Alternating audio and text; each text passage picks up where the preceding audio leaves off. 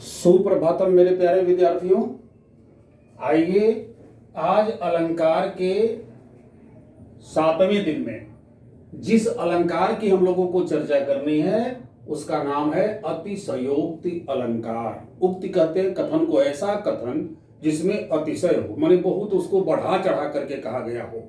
उस आधार पर परिभाषा बनती है कि जहां किसी बात को इतना बढ़ा चढ़ा कर कह दिया जाए कि किसी भी स्थिति में, चाहे वह स्थिति सामान्य हो चाहे असामान्य हो, वैसा होना संभव ही न हो। जहां जिस काव्य की पंक्ति में ऐसे कथन आपको दिखेंगे वहीं पर होगा अतिशयोक्ति अलंकार। यानी जहां किसी बात को इतना बढ़ा चढ़ाकर कहा जाए कि जिसका होना सामान्य और असामान्य स्थितियों में संभव ही ना हो, वहां अतिशयोक्ति अलंकार होता है।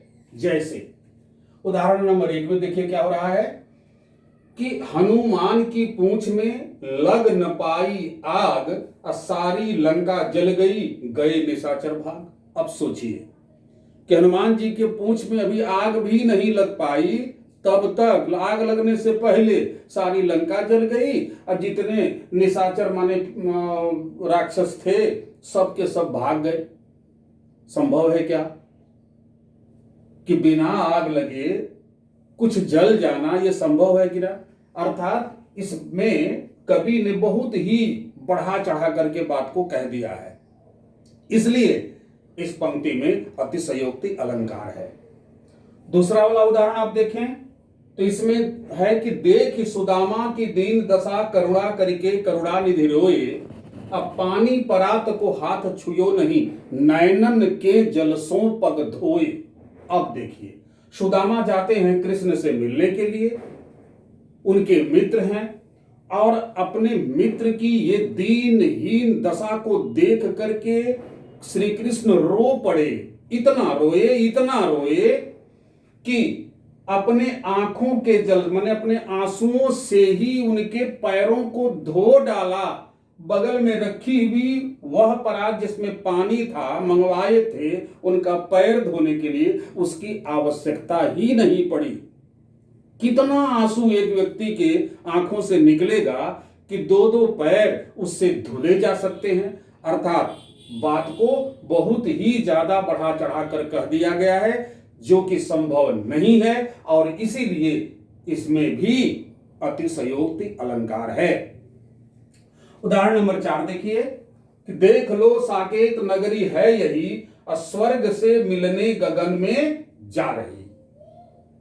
कवि लिखता है कि अयोध्या की ऊंची ऊंची अट्टालिकाओं को देख करके कहता है कि ये देखो यही है अयोध्या की नगरी, और देखो इसमें बनी हुई अट्टालिकाओं को ऐसा लगता है जैसे ये आसमान में स्थित स्वर्ग से मिलने के लिए जा रही है। संभव है क्या? अगर वर्तमान समय में हम देखें तो बुर्ज खलीफा वो सबसे बड़ी बिल्डिंग है, सबसे ऊंची बिल्डिंग है, तो क्या उस बिल्डिंग ने आसमान की अधिकतम ऊंचाई को छू लिया है क्या? उसके बाद आसमान नहीं है क्या? अर्थात है। उत्तर क्या होगा? है। तो कहने का अर्थ ये यहां पर निकला कि इसमें उन अट्टालिकाओं के लिए बहुत ही बढ़ा चढ़ा करके बात कही गई है, इसलिए इसमें अतिशयोक्ति अलंकार है। उदाहरण नंबर 4 आप देखिए कि प्राण छूटे प्रथम रिपु के, रघुनायक सायक छूट न पाए।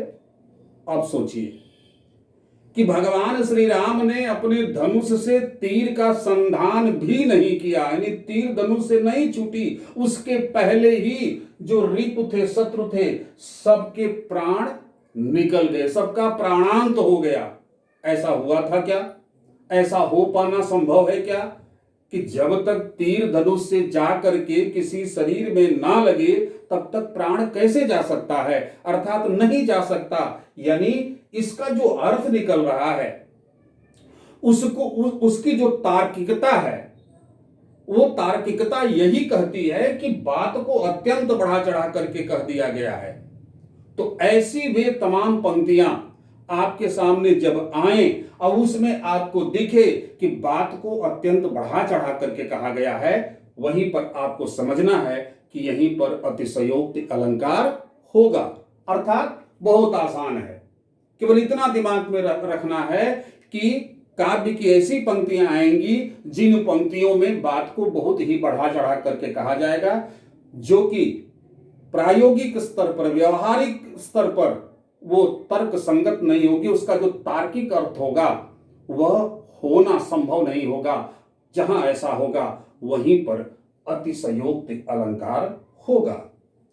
इस प्रकार से आप देखते हैं कि आपके पाठ्यक्रम में जिन अलंकारों को, जिन मुख्य अर्थालंकार के जिन भेदों को आपको जानना है, उसमें एक और भेद बचता है, वो है मानवीकरण अलंकार, जिसकी चर्चा हम लोग कल के वीडियो में करेंगे।